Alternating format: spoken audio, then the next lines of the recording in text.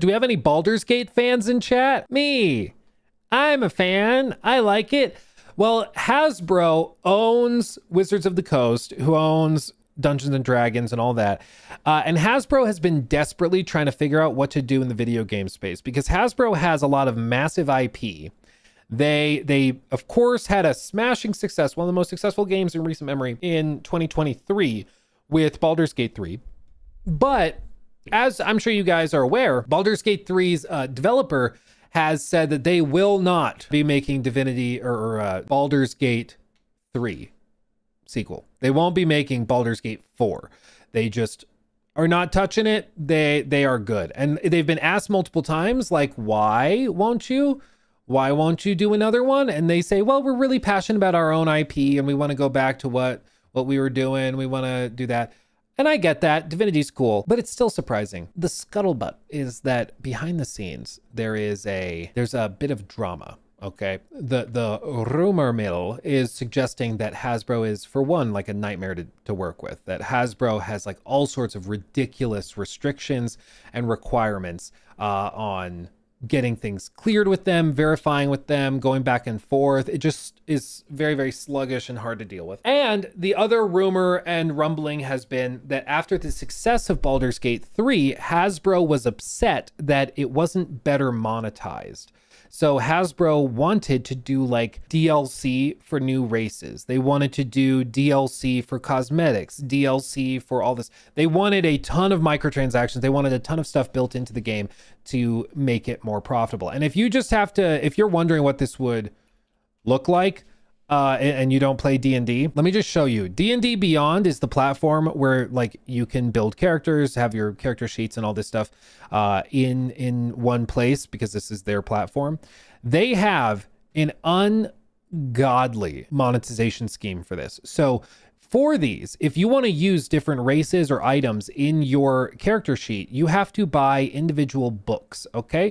These books are like, they're digital, okay? Digital and physical. If you buy just digital, it's 30. If you buy both, it's 60, normally 80. But this gives you the book to actually read through, but then it unlocks that item in the app. Otherwise, you can't use it. You have to spend $30 for a digital book to unlock that like staff in the app. Okay. And they used to do bundles where you could buy like maybe 5 different books as one massive bundle all together. They removed all of that. So there's no more stuff like that. Instead, now it's all piecemeal, individual little books that you have to get. They'll bundle some of these little things like Ravenloft, but the massive bundles they used to make with like, 10, 15, 20 books all in one, they don't do that anymore. All of these different things are broken out like this. Yeah, beyond digital, as they say.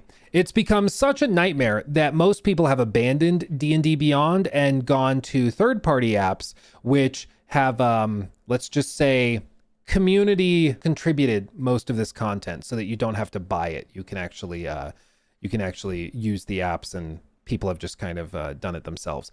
But it's really tragic because it used to not be like this. Like the apps used to just work the way the apps did, and then the books were a great way to supplement that. Now it's all broken out, and this is what they ultimately wanted. They wanted like a $30 quest line added to the game. They wanted, oh, you want this new archetype for your character? We need another $20 for that. Like that's what Hasbro wanted for Baldur's Gate 3, and I think that's also ultimately what they would have wanted for Baldur's Gate 4. They would have wanted the base game in a Larian style, sure, but there would have been like 7 or 8 races, and then any of the other stuff, any extra items, anything like that, you would have to buy separately. Naturally, Larian didn't like that, and they were like, we're not going to do that. No, we're good. You guys were already kind of a nightmare to deal with, and we think our fans are going to follow us to Divinity. They're not going to just play us for Baldur's Gate and for D&D as a format. So we're good. We're good. So they left and they bailed. This has caused much wailing and gnashing of teeth within Hasbro, though, because a lot of their other projects have been floundering or struggling to find footing. And this all led to the climax, as reported with Games Radar, where Baldur's Gate and D&D owner Hasbro is down $56 million as its strategy of canceling almost everything surprisingly fails to yield games. To be specific, they say we're all aware by now Baldur's Gate 3 was a huge success, blah, blah, blah. The latest earnings report from Hasbro lists an impairment of $56 million on a, quote, refocused digital games portfolio for 2028 and beyond. That's a lot of money to watch go down the sink. This comes as the company cancels yet more unspecified games. I have been made aware of 2 of these that were canceled in the last year and a half or so, because some of the devs were fans and they reached out and communicated it. What I will say is that Hasbro's approach for a while has been to kind of just throw anything and everything at the wall and see what sticks. So their approach was continuing to be, let's just throw small budget games out there, see what sticks, and hope we get a smash success somewhere. That doesn't really work anymore, it seems. And it seems like they feel the only way for them to really stand a chance is to utilize their IP with massive budgets to try and build out like another Baldur's Gate or something even bigger than that. Like to really give these games a chance to excel with big budgets. Don't just rush them out really janky. As you can see, just a few years ago in 2022, Hasbro was all about investing in games, helping to hoist up studios and spreading its many lucrative licenses. It spun up G.I. Joe related projects in addition to other releases, drawing on the Forgotten Realms, as well as original works such as Exodus, the sci-fi RPG headed up by former BioWare devs at the new Archetype Entertainment. As we can see there, you guys are probably aware of that one. There are others too, and while it's diverse and promising slate, it also involves keeping a lot of teams afloat while hoping their releases eventually bear fruit. And if big public companies hate anything, it's waiting for things. Hasbro now says that, quote, several, end quote, entries on its release calendar through 2028 have been canceled. These were at least one of these was like a smaller D&D project that I don't think had a whole lot of potential. Like I said, a lot of these are pretty tight budgets, and they would probably fit. I think they would fit sub like AA. Like in terms of actual dollar amounts for the budgets, I think that they probably were in the realm of like 10 to 20 million. Like they were not going to shake the world in terms of production value, which doesn't mean that the games would have been bad, but we're talking like small projects. Like one of them was card game is oversimplified, but that's kind of like the vibe that they would have had. They were not anything that would go viral, let's just say. No details are forthcoming on what games would have gotten the axe, but prior knowledge provides a few clues. Invoke Studios' Warlock, an action adventure game set in the Forgotten the Forgotten Worlds. That's funny. I wanted to say Forgotten Realms and then Worlds, so Whelms. Jesus. I need more coffee. Set in the Forgotten Worlds is set to release in 2027, as is Exodus, a horror-based game from the studio Skeleton Key. Also appears to be still happening, thanks Kotaku. We are focusing our digital investments behind franchises, platforms, and partners where we see the clearest upside and where Hasbro has the strongest right to win. Chris Cox.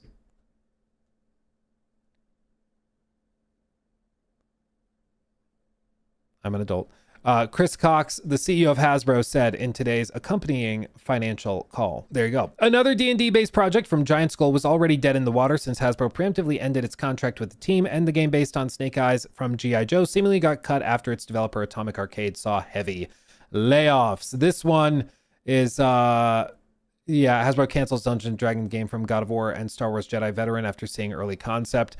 Apparently, IP holder Wizards of the Coast tells reporter Jason Schreier the company ditched the partnership, revealed in a flashy 2025 press release earlier this year, deciding not to pursue an early concept from Giant Skull. Nonetheless, the company will accept new game pitches from Giant Skull in the future. Basically, like, apparently they were showing off. This is from Asmussen. If you don't know, Asmussen is this guy. He also worked on God of War 2.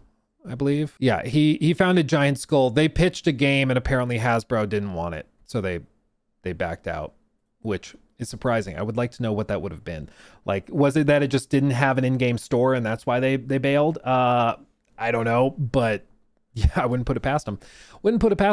As I've said before, usually canceled stuff, they don't cancel stuff they think is going to be super successful. The thing with Hasbro, though, is that they are just, in my humble opinion, just incompetent enough in how they manage their IP that they might. Like something that looks really good, like to put it this way, I think if Hasbro were pitched Baldur's Gate 3 today, I think they would turn it down because they would want more in-game monetization, DLC, stuff like that. I don't think they would do that again, which is amazing. Like the idea that a company like Hasbro could be pitched a Baldur's Gate 3 level game and turn it down because they don't think it monetizes enough.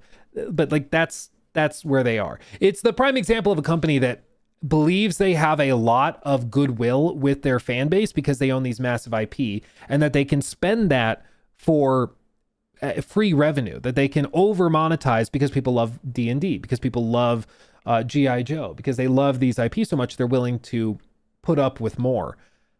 I'm not so sure that's the case. You know, I'm not so sure. I think, I mean, maybe tell me in chat, honest question. Okay. Honest question. Like really reflect on this. I want to know. Oh, he's God of War 3 director. Oh, okay. Put yourself in like an alternative timeline. Imagine with me, Baldur's Gate 3 launches in late 2023. It is the exact game we got, but there is an additional store at launch in the game that has another 30 races, hundreds of magic items and weapons and stuff that is gameplay affecting. Like it's an actual sword that has all of these special status effects, but to get it, you need to spend $4.99. So you're getting Baldur's Gate, but it's monetized in that way, right? That Hasbro would have wanted. And honestly, they probably would have stripped out stuff and sold it separately. But like, let's just say hypothetically, the game is the same game. What would you do? Would that change your opinion? Would you still buy the game and love it? Would it review as well? I think a lot of people would potentially scoff at it. The people who would play it, I think, would obviously love it because it's Baldur's Gate 3 and they'd play it and be like, oh, this is great. But I don't think as many people would have been willing to jump in and try it, you know? Because as a lot of you guys are saying, it's like, I don't know. I think that would make me hate it. No, I don't know. Honestly, I would have bought it anyways. Yeah, maybe you'd still buy it, but you're not happy about it, right? Like, I think it would sour it a lot more. And nowadays, it feels like if you can't be overwhelmingly positive about a game, you're just fighting an uphill battle, you know? You're constantly held back by the negativity around a lot of this discourse.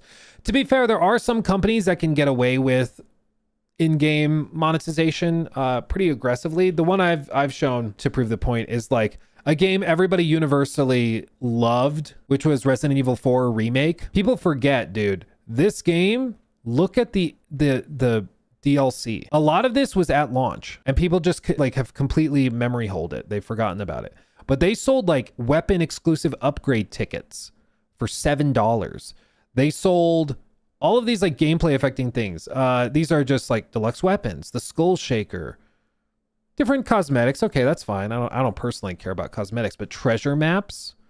They sold all this stuff at launch and people like were fine with it because the game was really good. So there are some companies that can get away with it. I don't know if Larian would have gotten away with it in that case with Hasbro forcing it, but I think again, like it's just the fact that it becomes a debate, the fact that it becomes a question is exactly the point. I mean, I think that you have to pause and go, would I still buy it at that point? You don't want to ever entertain that as a company selling a product. You don't want anybody to be about to pull the trigger and buy something and go, actually, do I want to support this? Because even if that person ends up going through with it, there's going to be a non-zero number of people who decide, nah, I'll wait. I'm not going to buy it right now. I'll wait till a sale, or I'll voice my frustration on social media and hope that they remove the in-game stores and stuff. And you just don't want to deal with that. You just don't want to deal with it. Insane double standards. Well, I think to bring up the example of, goodwill and, sort of this credit they get with the audience, Capcom has spent years building up a lot of goodwill with their audience. And so a lot of people are willing to just play the base game and love it. And they just ignore this stuff. Even though some people will call it out and be like, hey, we were just complaining Ubisoft does this. And then they're doing it here. Like, we should probably be consistent, but it's just, they're different. They're just different. And honestly, when you release like a 9 out of 10 or a 10 out of 10, people are more willing to put up with stuff like this than if you released a 7 out of 10 and then did this. You know, people are less likely to throw a fit when the game is really, really good. But all of this to say, Hasbro is trying to figure out what they're doing next and what their option is. It's been rumored, and I don't know if it's been reported specifically, but there's been rumors going around that Hasbro cannot find another studio to take on Baldur's Gate 4, that they've pitched it or offered it to studios, not pitched it because they would receive the pitch, but that they've offered it to other studios and they can't get anybody to say yes, which is kind of hilarious when you think about it. Like, imagine that you're going around, you just had one of the most successful releases in recent memory. People are calling it game of the generation, okay? That studio bails because they hate working with you. Oops. And now you're taking that IP that would sell millions, let's be honest. Even if Baldur's Gate 4 like ends up being a mediocre game and it's like, you know, a C-, it would still sell millions of copies. So you would think that there'd be some studio out there who would be willing to like take that on and just be like, yeah, it's not going to be as good as Baldur's Gate 3, but yeah, we'll try it. Sure. But they apparently can't find anybody to agree to do it. And I think it's because they all know we can't follow that. You know, like, we're going to be held to such an insane standard. We don't want to deal with that. And I'm sure part of the negotiations and part of the expectation is that they're going to over monetize it like they wanted to do with Baldur's Gate 3. And so why would anybody bother? Why would anybody bother? It's a great example of how sometimes these types of projects are not held back by like the concept or the IP or whatever. Sometimes it's literally that the company that's involved with it is just a nightmare to deal with and nobody wants to put up with it. Another example of this same thing has been what's gone down with like Star Wars, for example, or just Disney in general with licensing games, where pretty much every major studio except for like EA with the Star Wars Jedi franchises, or Star Wars Jedi franchise, and then Battlefront to a lesser extent, nobody wants to deal with licensed IP anymore. Because like it's just a nightmare. You give up 30%. Like Insomniac are the last guys really doing it with Marvel. Like nobody wants to deal with the headache. It's just not worth it. It's not worth it. It's why I've said I think the best move that Disney could make is to invest heavily in their gaming division again. Bob Iger cut most of the gaming division back in like 2010 because when he took over, he was like, we need to save money and invest in the parks and movies and stuff. And I want to buy Star Wars and I want to buy Marvel and I want to do all this stuff. And so he came in and did that at the expense of the games division. And they've just had nothing to show for it for a long time, except licensed games. But now nobody wants to deal with licensed games. Nobody wants to deal with it because it's a nightmare. Isn't LucasArts dead? I don't think it's dead. I think it's just changed. Like it's not anywhere close to what it once was. Like now they mainly are in supervisory roles and stuff like that. So it's just different. You know, it's just very, very different. Disney Infinity's art style was so good. I mean, they had some big hits. They were working on a Pirates of the Caribbean franchise and game series, and then that got canned like months away from launch. Now it's lost media. Nobody knows. Nobody knows. Luke, just look at IO Interactive. Will we ever get a sequel for Bond? Yes, I do think we will. Yeah, I think Amazon is down to throw them money for that. That's all I will say. I do not think they will struggle to land those negotiations. I know some people were like taking some articles that were suggesting, well, now Amazon is going to step in and publish. That was always the deal, was that after 007 First Light that Amazon would take over publishing because they bought Bond in the period when they were working on this. Like they worked on Bond for I think 7 years, I want to say. I think it was like pre-COVID is when they started working on it. So they were working on Bond before Amazon bought James Bond, the IP. So this was always going to happen. Like it wasn't surprising, but some of the news stories made it sound like Amazon's coming in and is taking control and they're not happy about it. They're taking this away from IO. It's like, it was always going to happen that way, but okay, sure.